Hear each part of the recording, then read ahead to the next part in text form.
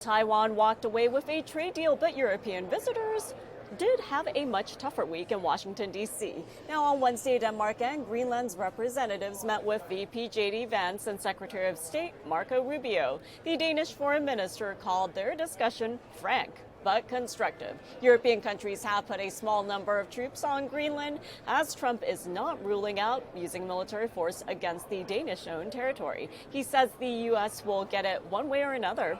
Greenland's prime minister is saying they're choosing Denmark over the U.S., while Denmark says U.S. military action would be the end of NATO. Well, joining me to weigh in on geopolitics is Patrick L. Young, chairman and founder of Exchange Invest. Patrick, happy Friday. Thank you so much for joining us. So there's a lot going on, and NATO countries are showing their support for Greenland, and Greenland and Denmark are sticking together. Still, Trump saying that the U.S. will get Greenland. So how do you see this situation unfolding and actually playing out? Well, let's put it another way, Remy. It's lovely to be here ahead of Martin Luther King Day. Let's commemorate that great man on Monday, a wonderful man of peace.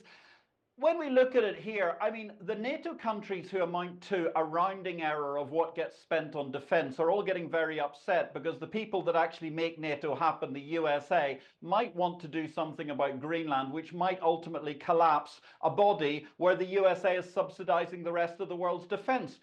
Do these people actually have any brain power whatsoever? It's embarrassing listening to the Europeans and other people who've used broomsticks for defense exercises in recent years.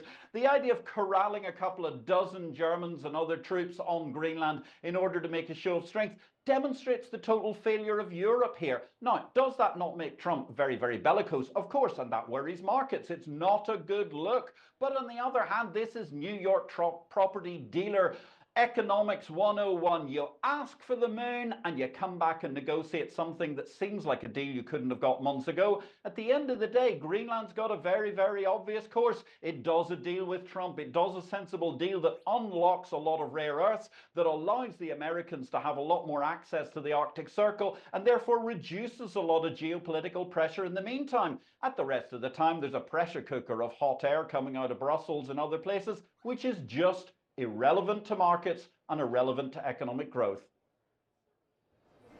Well, Patrick, while I have you here, you mentioned the holiday weekend, but also we have to keep in mind that the World Economic Forum is kicking off in Davos next week, and Trump will be there. So the timing is really interesting given everything that's happening with politics and geopolitics. Now, Trump saying he has no plans to fire Powell, who is under investigation by the DOJ, and investors probably aren't expecting much to happen here in the near term.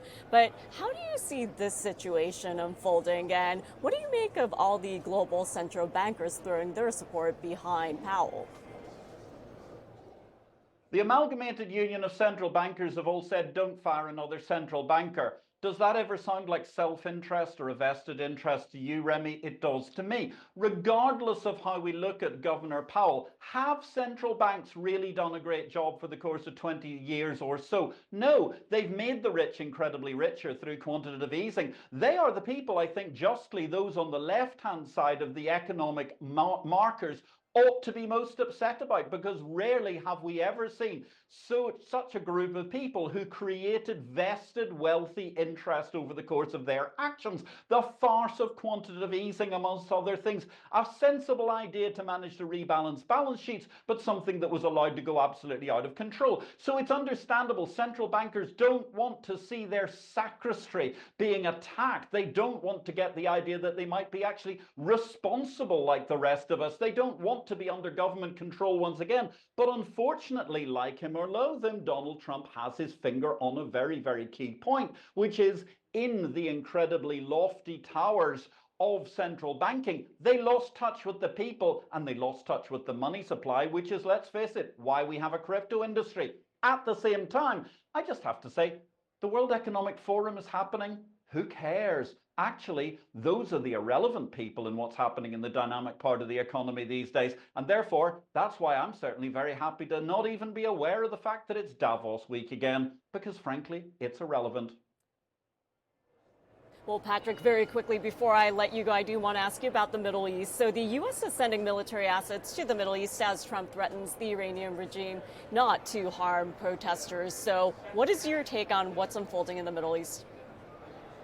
Very, very difficult. The Iranians, the Persians, very, very proud people. They don't want to see outside people activating processes like Trump in their country. But at the same time, if it comes down to actually freeing the liberty of people who are dying in their hundreds against a horrible regime, it's understandable why Trump may be able to intervene without it having huge political impacts. And that's got to be a great concern for us all, because at the end of the day, 50 years ago, Iran was much more advanced than a huge amount of the Middle East. And now when we look at it, it's become a horrible caliphate, which is a total mess, bad for women, bad for people who want to manage to make progress in their lives. And certainly there's got to be a happier medium between the bellicosity of Trump and indeed the madness of the mullahs. Change is happening, and this is going to be a legendary year. Cuba will fall. The Venezuelan government is already falling apart. It's changed totally. And indeed, I think we're going to see an end to the Islamic regime in Iran in the near future,